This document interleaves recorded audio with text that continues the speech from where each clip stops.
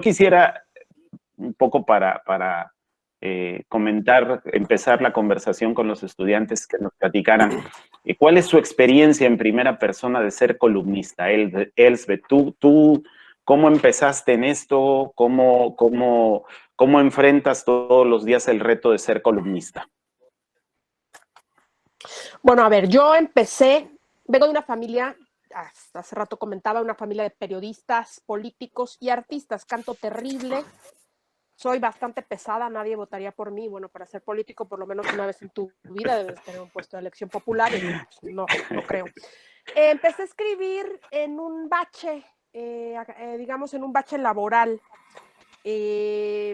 Había vuelto de Alemania, llegué muy loca, pensando que había que trabajar muchísimo y había que cambiar al mundo. Llegué como reloaded. Entré a mi trabajo de siempre, la Secretaría de Educación, donde yo soy maestra. Me hicieron directora de una biblioteca. De pronto salgo así muy guapa yo en el periódico, porque mis compañeros periodistas, amigos, muchos de ellos que trabajaron en el periódico de un tío mío, que conozco desde joven, desde muy chica, pues bueno, me sacó una foto así muy espectacular, y de pronto pues mi jefa me empezó a odiar, ¿no? Y entonces un día me armó una rebelión en grande y me fueron a aplastar allá abajo de una escalera, trabajando abajo de una escalera sin nada que hacer. Pues empecé a chismorrear con alegría y pasión con mucha gente, y me empecé a enterar de un montón de cosas, ¿no? Escribo de política, podría haber escrito de moda, pues aquí tengo un fichero de Chanel, podría haber escrito de maquillaje, podría haber escrito de cultura, de arte, de ópera, de ballet, de pinturas de Kandinsky, hacer crítica literaria, qué sé yo.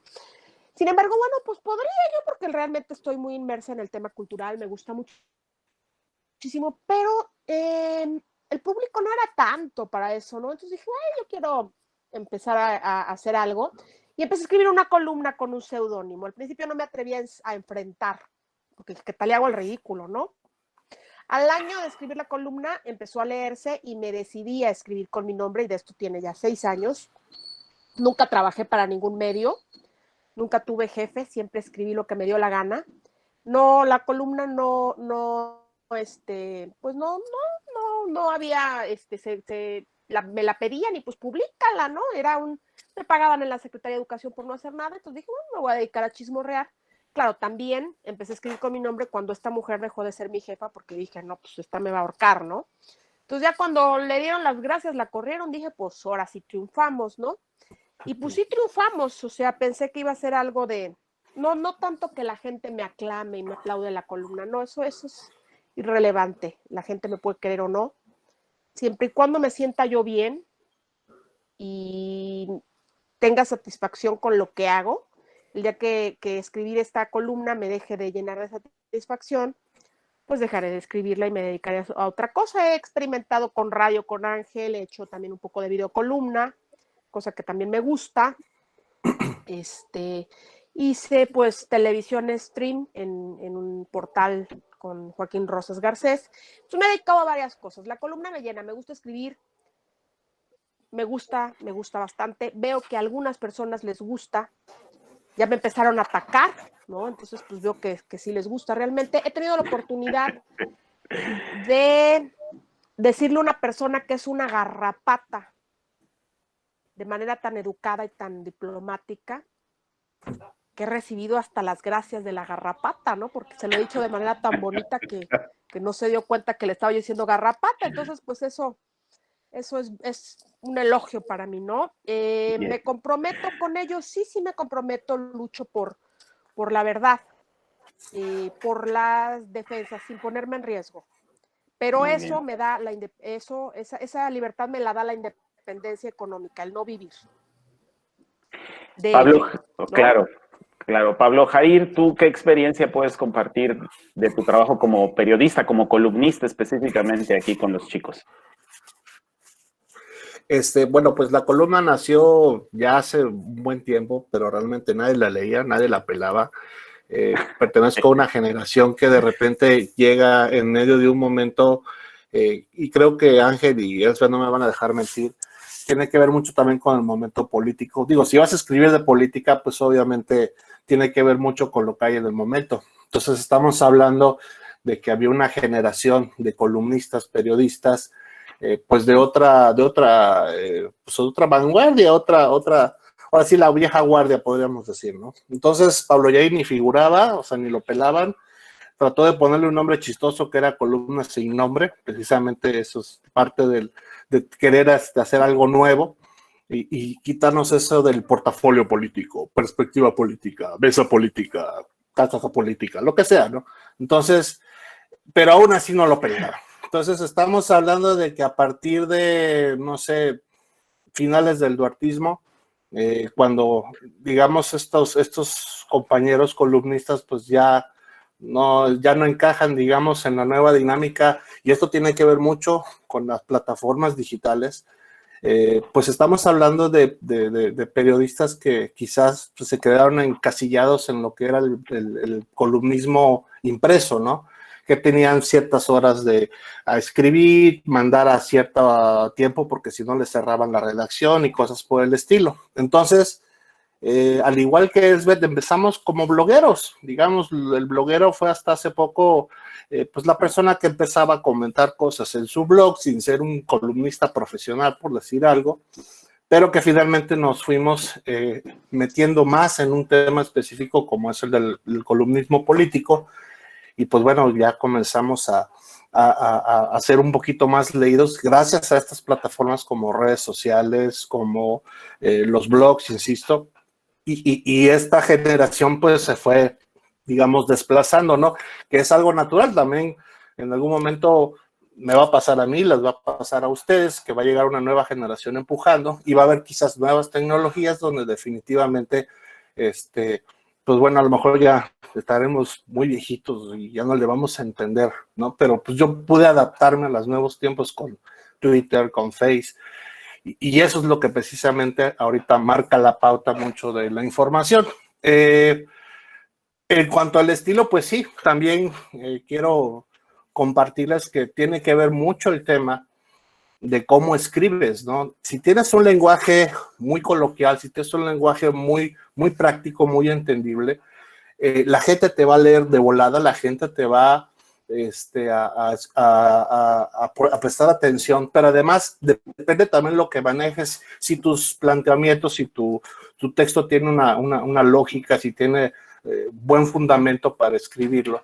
Y no solamente pues dedicarte al chisme, ¿no? Yo les doy un consejo para los que algún día piensen escribir, por ejemplo, columna política. Sean lo más sencillos, coloquiales posibles. Me decía un amigo que estudió letras, cuando empezamos a escribir esta columna, yo pues, que metía palabras muy técnicas y todo el rollo, me decía, no, güey, no, o sea, escribe coloquial, habla como si estuvieras hablando con tus cuates, o sea, y sí, hay momentos donde tienes que ser serio, obviamente no vas a hablar en cosas serias, hablando con moñero, ¿no? Pero en la columna trato de ser lo más coloquial posible, perdón si repito mucho esta palabra, pero es que me quedó muy grabada porque me decía, a ver, maestro, habla como la persona normal, que la gente te entienda, y eso pues sí te ayuda mucho a tener lectores. Me daba como recomendación, dice, mira, un libro que es bestseller y que mucha gente lo odia o lo ama es, por ejemplo, El Código Da Vinci. Y más allá de la estructura y la obra, el lenguaje es muy sencillo, es súper, muy entendible, es una obra que te lees rapidísimo. Digo, hay obras muy fregonas como las de García Márquez, pero definitivamente tiene que ver mucho con el lenguaje, ¿no? Ese sería un consejo que les puedo dar. Bueno, y hasta los cuentos del Gabo están escritos de una forma que realmente, pues, cualquier lector medianamente avesado, digamos, también entiende, ¿no? Exacto. Porque si algo tenía Gabriel para escribir era eso, justamente su sencillez y ser muy concretos. Ahora que mencionabas, por cierto, este tema de las redes sociales, los dos, tanto Elsbeth como Pablo Jair, son gente que se maneja mucho en el ámbito de las redes sociales. Yo creo que eso hoy en día es fundamental en un comunicador, así en general, digamos, ¿no? Y digo comunicador en general porque Elsbeth nunca le ha gustado la etiqueta de periodista y ella dice, yo no soy periodista, ¿no? Yo me dedico a escribir. No, al contrario. No, lo digo en el Al sentido... contrario, o sea, yo respeto Claro, muchísimo. lo digo en el sentido de que esa etiqueta, digo, tú dices, ¿no? Muchas veces, yo no soy periodista, escribo y me expreso y tengo esa Lo oportunidad. digo porque me discriminan los viejos. Ay, no, Los periodistas pero... viejos me ven como la niña que andaba corriendo por la política cuando tenía 7 años y siempre, ay, esa niña que no fue a la FASICO. Pero yo siempre he respeto dicho, mucho. contrario a lo Creo que tú para dices, ser periodista, yo siempre he dicho que periodista es quien se dedica al periodismo y tú haces periodismo a través de tu columna. Entonces, por lo tanto, tú entras en esa categoría. Ahora, a eso va mi pregunta, es decir, ¿cómo define un periodista, cómo define un columnista de qué va a escribir todos los días, de qué quiere hablar todos los días? siempre hay algo que decir. Siempre hay algo que decir. Yo creo que en Veracruz ha sido cuna de grandes políticos, ¿no? Y de políticos sumamente controversiales. Si te dedicas a la columna política, bueno, siempre va a haber. Yo, contrario a lo que decía hace rato mi compañero Aurelio Contreras, no tengo la paciencia de sentarme todas las mañanas a ver la mañanera, la neta, paso sin ver. Yo soy un poco más como que voy a un ritmo diferente.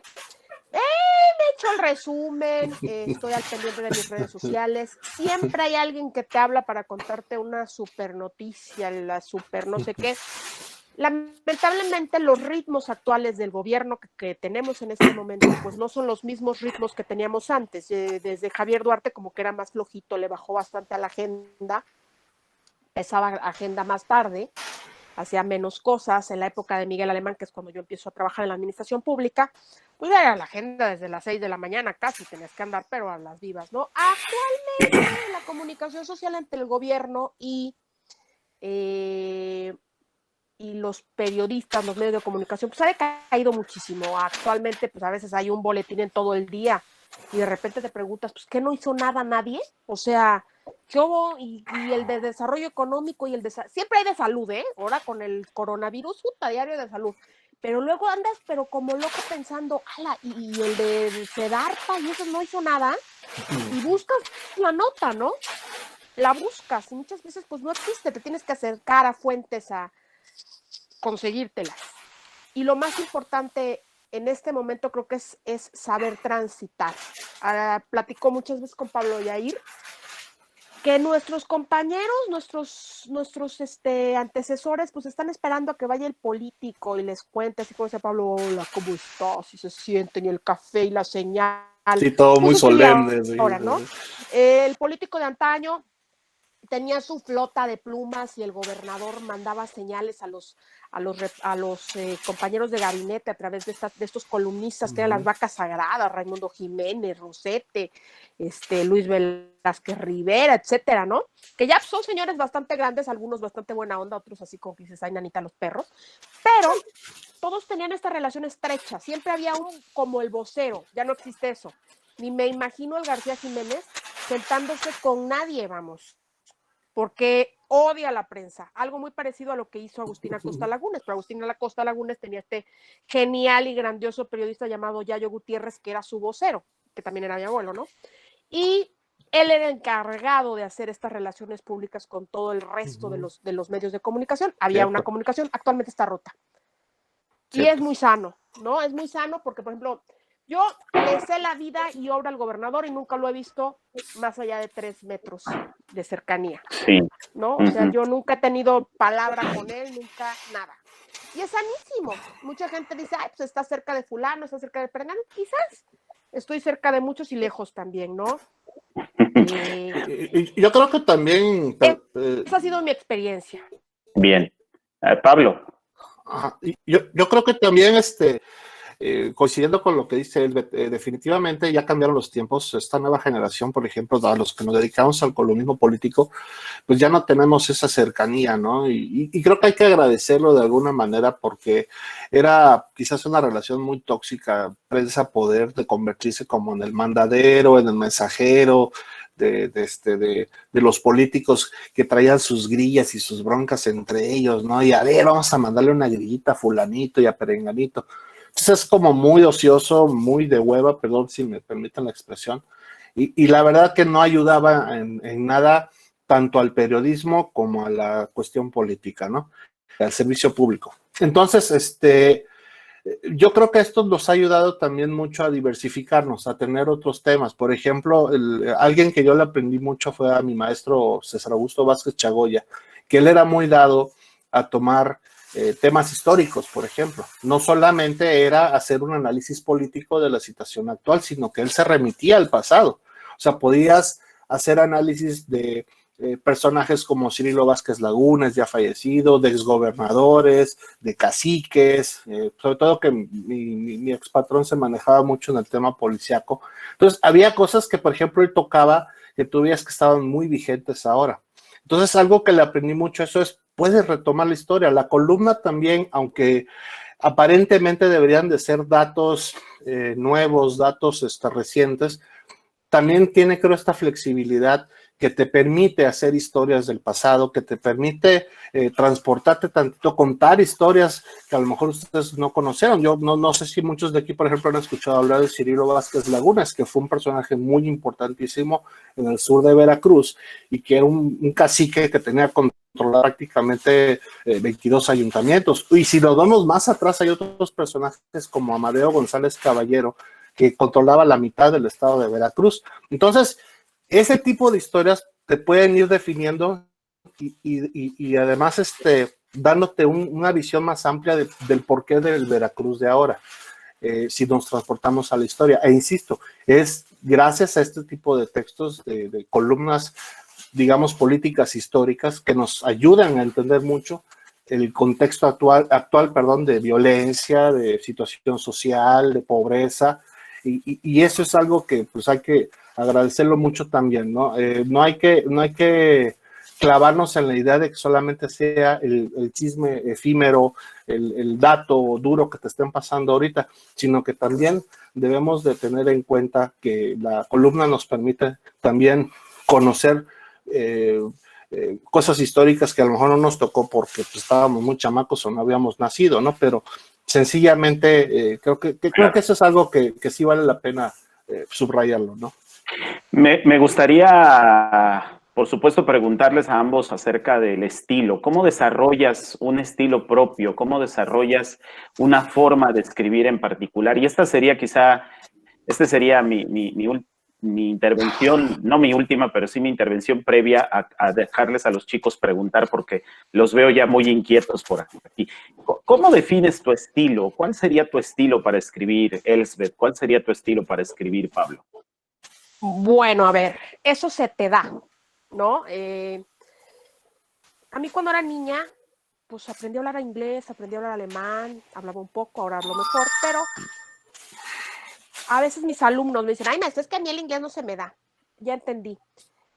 Como García Márquez, la vivencia, su día a día, el quehacer cultural, el estilo eres tú. Mi estilo periodístico, mucha gente, hace unos días me decía alguien que, ay, veo que conoces a fulano, yo así con cara de, mucha gente porque lee las columnas, porque me hace el favor de leer las columnas, mucha gente porque me hace el favor de escucharme en la radio, de verme en algún streaming, en alguna videocolumna, siente que me conoce y me escribe y me cuenta, ¿no? Y, ay, licenciada, así ya o amiga fulana, y en realidad nunca nos hemos visto.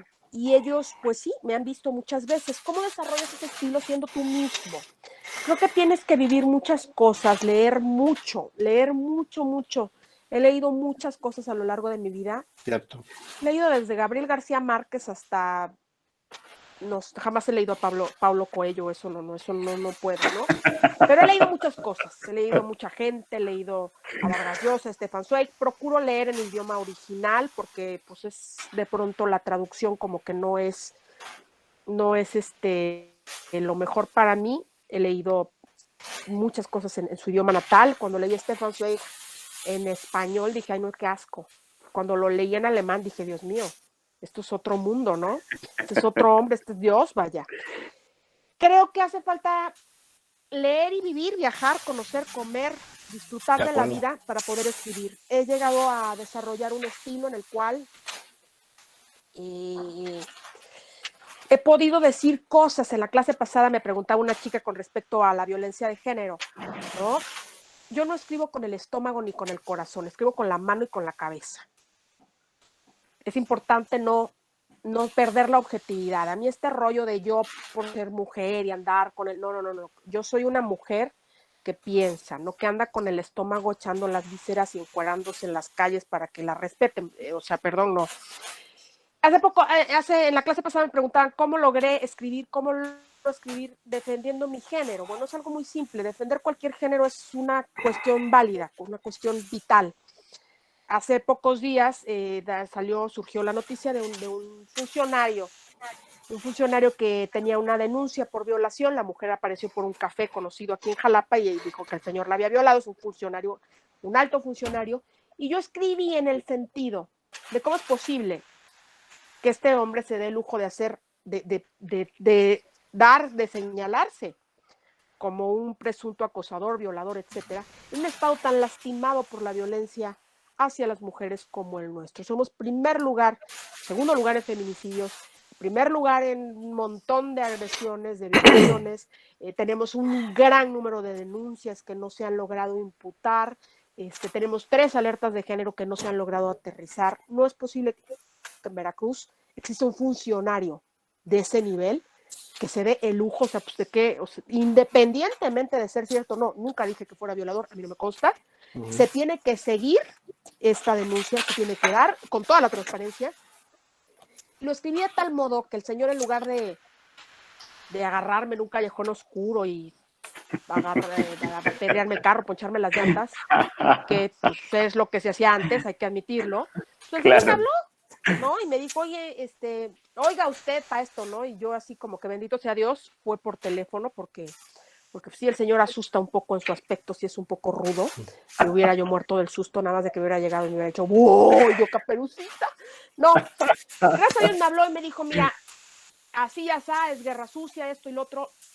No sé si agradecí haber conocido una persona tan cínica, todavía no lo sé, o agradecí que la primera vez que alguien enfrentara mi columna haya sido con esos calzones tan bien puestos. Yo escribo muchas cosas, siempre con respeto, siempre con la diplomacia adecuada, nunca con el estómago, ni ofendiendo, ni agrediendo, ¿no? O sea, yo jamás en la vida me metí con el pene chiquito que en la denuncia dice que el señor tiene. A mí eso no me interesa. Yo simplemente dije la realidad y lo que nos afecta como sociedad. Y el pene chiquito del señor o el pene grande o lo que sea, no es asunto a debatir. Lo debatible es que en un estado como el nuestro estén ocurriendo esas cosas y que ese señor, si va a seguir en el cargo, tiene que demostrar fehacientemente para que yo, Elspeth veracruzana, que camina por las calles, me sienta segura, ¿no? Y el señor, pues, en ese sentido, gracias a Dios, tuvo la madurez, tuvo el cerebro, sí me ha pasado. Uno Maleno Rosales que no tiene ni la primaria, que no, hombre, me pegó una revolquiza del tamaño del universo. Revolquiza en el Facebook, no vayan a creer que me tocó, que si lo descuajaringo al pobre. Pero, pues sí, el ignorante aquel sí se aventó encima de mí todo, pero en ese sentido, ¿no? En el sentido de la pluma, no vino y me agredió físicamente. Agradecí que este político de tan alto nivel, pues, haya tenido la valentía o el cinismo, porque bueno, nunca voy a conocer una persona más cínica que esa y por lo menos ya sabré cómo tiene la voz. Pero, pues en ese sentido va, ¿no? El desarrollo de esto, ¿no? El desarrollar tu estilo de tal manera que no tengas que ser más en un estado tan violento como el nuestro, que no te tengan que matar por haber dicho o por haberle tomado una foto o por haberlo hecho de tal manera. Creo que corres el riesgo, sin embargo, puedes dormir. Claro, corres el riesgo, pero con que tú puedas dormir, pues ya vas de gane, ¿no? Claro.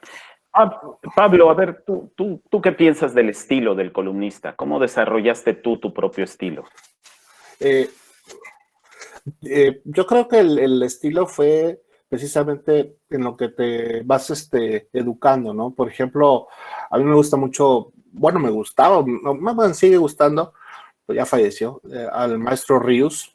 Yo lo considero una gran influencia. Se dice que, por ejemplo, Ríos y Televisa son los grandes educadores de nuestro país y quizás para cierta generación porque pues ya el maestro Ríos ya no está con nosotros, pero si llegaron a leer libros de él, pues sabrán que era un caricaturista que te hacía historias, te contaba historia de México precisamente de manera narrada muy satírica, muy humorística, con una gran facilidad de explicarte las cosas. Y yo, por ejemplo, creo que una de las grandes influencias que tengo es precisamente ver la manera en que los moneros sintetizan ideas, ¿no? Y en el caso del maestro Ríos te hacía completos. Y me agradaba mucho ese lenguaje tan coloquial, pero además tan humorístico. Digo, trato de ser chistoso, la neta, a lo mejor no lo soy, y yo sé que no tengo ni gracia, ni siquiera de una papa, pero el asunto es que sí, por lo menos, trato de que la gente al momento en que esté leyendo no solamente sea agradable o sea entendible lo que nos escribieron, sino también sacar una sonrisa, ¿no? Y una de las grandes satisfacciones que me ha tocado es ver que, oye, me boté de la risa, iba a decir una grosería, perdón, pero me boté de la risa. No. Sí, o sea, me boté de la risa porque lo que pusiste y la manera en que lo redactaste y todo el rollo, y eso es algo que plata es muy chido, se siente muy padre cuando te dicen que pues tu columna hizo reír a la gente, pero además pues fue algo que los alimentó, los informó, o sea, el dato, creo yo, como me pasó por ejemplo con Rius, y eso es un ejemplo nada más que estoy poniendo como para mí el más grande, de que a lo mejor este tipo de lectura agradable y chistosa se te queda como más grabada, ¿no? O sea, podemos leer textos así científicos, históricos, y dices, puta, qué pinche flojera, güey, no mames, pero de repente lo lees así con chistes, viñetas y todo el rollo, y vaya, se te queda hasta más grabado, creo yo, ¿no? Claro. Bueno, muy bien. Ahora, ¿sí?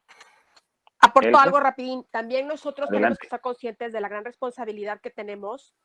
Y yo a raíz de que empecé a escribir, pues muchísima gente que no se interesaba en la política, a mí no me lee, no me leen los políticos, la verdad. Ahora ya me empezaron a leer y a tomar en serio, pero antes me leía pues mis amigas, la sociedad, la gente que anda en la calle, la gente de a pie, y ahí es donde te das cuenta de la gran responsabilidad como columnista que tienes de entregar la verdad y de tener una fuente confiable, de corroborar tus fuentes para que el día que lleguen y te digan tú los pelos de la burra los tengas en la mano y le digas por esto. Y es importante tener conciencia del gran papel que uno desarrolla, enriquecerte de todo. Hace rato decía Aurelio Contreras que esto de la objetividad pues es mentira. Sin embargo, pues uno lo intenta, ¿no? Tiene uno la obligación de intentarlo. Y la gente debe de tener el derecho de hacerse su propia opinión, de tú darle los elementos, de decir esto ocurre, esto aquí, pero la gente debe de tener la oportunidad de tener la visión de todas las partes, ¿no? Cuando ya eso te lo da la libertad de poder escribir. Cuando estás en un medio pues, un poco complicado porque pues llevas la línea editorial de ese medio dependiendo de todas las ¿cómo se llama? Pues los convenios que tenga ese medio. Sin embargo, pues uno tiene la obligación de hacerlo de tal manera que puedas presentar las opiniones, ¿no?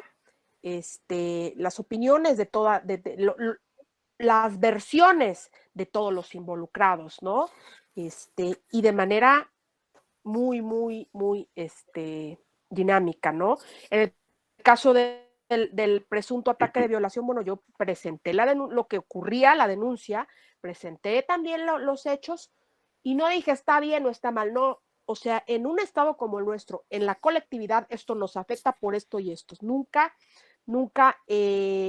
meternos con un apoyo o es complicado ahí, ¿no?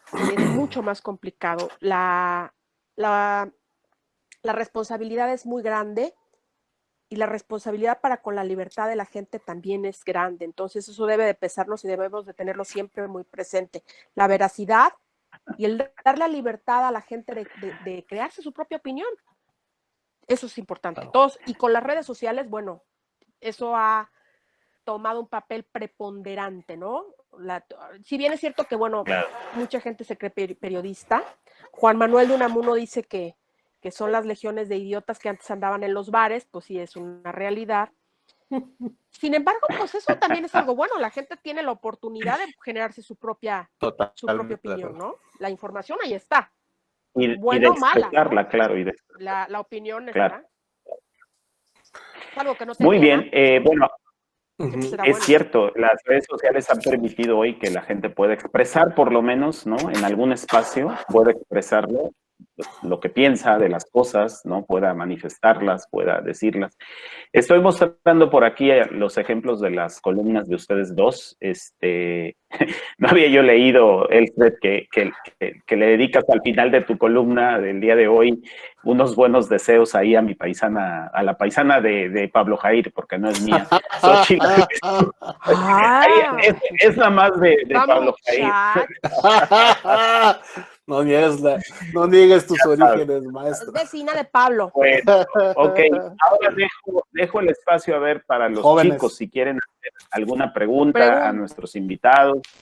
Me gustaría escucharles, gustaría escucharles. A ver, ¿quién quiere empezar? Yo. Calu, a ver, adelante. Carlos Iván, perdón. Claro. Carlos Iván. Perdón. Hola, mucho gusto. Bueno, son en sí como dos preguntas en una, pero ahí van. ¿Cuáles consideran que serían los mayores retos a afrontar a la hora de redactar la columna y cuál es el proceso que hay dentro de la selección del tema? Eso propiamente, claramente. Perdón, a ver, ¿puedes repetir, porfis? Sí, claro. ¿Cuál es la pregunta, porfa? Sí. ¿Cuál consideran que es el mayor reto a la hora de redactar una columna y cómo es el proceso para la selección del tema de este? El mayor reto, el título. El título invita a la persona a leerlo o no. Mi columna siempre es La política en rosa y el título que yo le pongo a la columna, digo, hay columnas que tienen una de entradas impresionante, pero así de que yo reviso en mis estadísticas, digo, pero ¿cómo es posible que esto tenga el 80% más? Si aquí me maté investigando, estuve 2 horas hablando con esa persona aburridísima para poder hacer la columna. Y definitivamente la cabeza, el título es lo que a mí me parte la cabeza. La selección de temas, bueno, yo hago un tema central y dentro de el tema central lo desarrollo de acuerdo al momento político que estamos viviendo. Por ejemplo, ayer hablé pues de los estilos políticos, que es algo que me gustó señalar, ¿no? De cómo un hombre como Porfirio Muñoz Ledo, que puede ser el rostro puro y vil de la corrupción, ha logrado traspasar todos los estilos políticos que ha habido a lo largo de los años, de cómo antes la política, el oficio político era uno y hoy es otro. Y luego de este choro mareadorcísimo que me aventé, que me gustó bastante y quedó bastante bien, pues hago un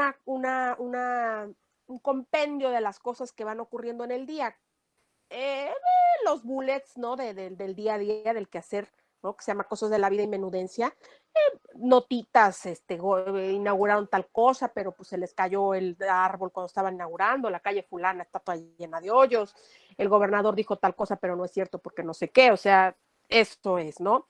Pero depende mucho para seleccionar la temática, depende mucho del quehacer político, ahí sí dependes totalmente. Yo hoy mi columna, digamos que puedo morirme de las ganas hoy de escribir una reflexión así súper intensa desde Fernando Gutiérrez Barrios hasta hoy.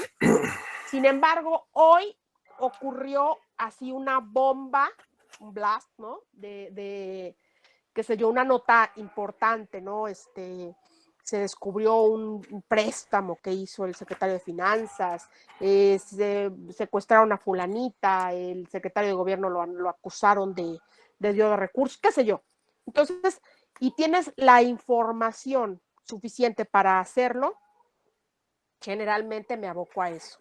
No depende tanto de mi humor. A veces tengo humor de escribir así como super light y decir, ay, mi amigo, el secretario fulano, porque por supuesto que puedes ser amigo y amiga de mucha gente, porque pues ni modo de que ya porque tú llegaste a la secretaría ya no vas a ser mi amigo. Lo puedes tener, sin embargo, tienes que tener, bueno, tienes la obligación de ser parejo, ¿no? A veces tengo muchas ganas de aplaudirle a alguien porque considero que su trabajo fue bueno, a veces tengo muchas ganas de destrozar a alguien porque hizo tremenda barrabasada. Sin embargo, ese tema no está en el candelero de hoy, ¿no? Entonces, pues me abstengo y de acuerdo a la información que voy teniendo y de acuerdo al tópico que hay en el día, pues ahorita está el tema de la elección, de la dirigencia nacional, del Morena. A veces me dicen, ay, Elfred, es que siempre escribes de Morena, habrías de escribir del PRI, y luego digo, pa, la madre, perdón, pero pues es que dices, pues para empezar, no traen agenda, o sea, sí, claro que escribo, Sí, por ya no ejemplo, marcan la pauta, el ¿no? otro día, ¿cómo le pusiste de feo a la Cintia Lobato? Pues sí, ya no marcan la pauta, o sea, luego me dicen, ay, es que hasta pareces Chaira, ¿no? Los priistas, no es que sea Chaira, es que ellos traen agenda, aunque sea poca, la traen. Y son los actores políticos que hay ahorita. Cuando estaba Javier Duarte, escribía yo de Javier Duarte, no escribía de Cuitláhuac, porque pues, ni sabía, bueno, pues sí sabía que existía, pero no daba agenda, no daba nota, ¿no? No pintaba. El gobierno en turno, el gobierno en turno te va dando la pauta, ¿no? Claro. Si escribes de política es evidente, si hubiera un alcalde panista, pues escribiría del alcalde panista. Y ahora, pues es que no puedes defender lo indefendible, ¿no? O sea, si el alcalde es malo, pues sea del partido que sea, y si el gobernador es malo, sea del gobernador que sea, ¿no? O si es bueno, Bien. pues ni modo, o sea, tienes que debes de tener la capacidad de dar buenas y malas noticias.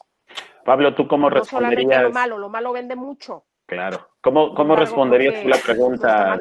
de Carlos? Definitivamente tiene que ser un tema de interés. Hubo un tiempo, una temporada donde dejé de escribir porque te bloqueas. O sea, llega un momento donde dices, bueno, si no hay temas buenos, pues mejor no escribas tonterías, ¿no? O sea, y hay columnistas que practican eso. O sea, si realmente no tienes un tema, si realmente no tienes algo que decir, pues no lo haces.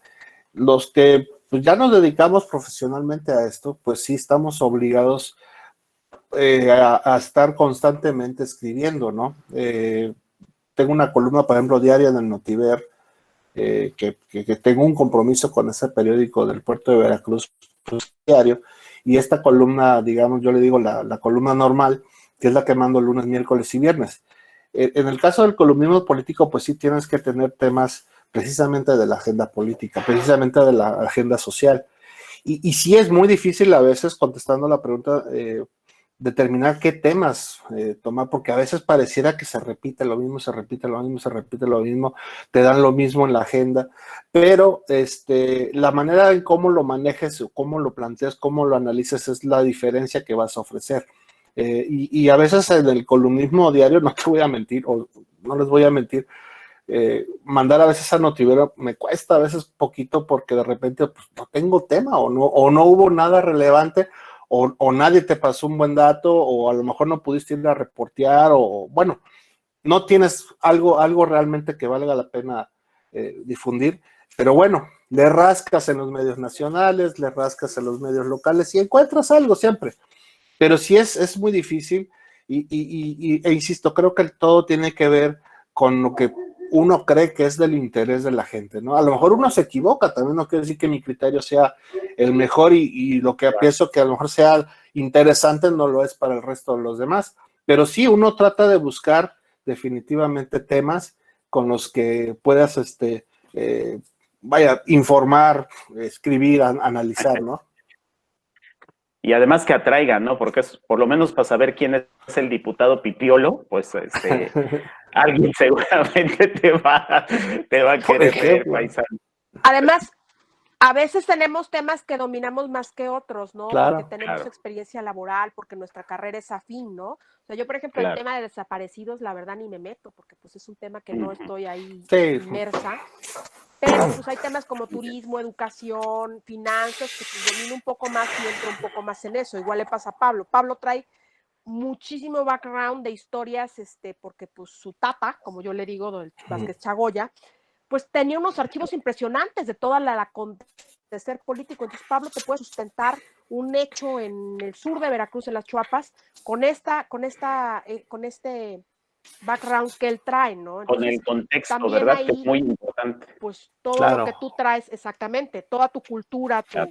tus noticias, lo que has leído, o sea, Claro. tiene mucho que ver, ¿no?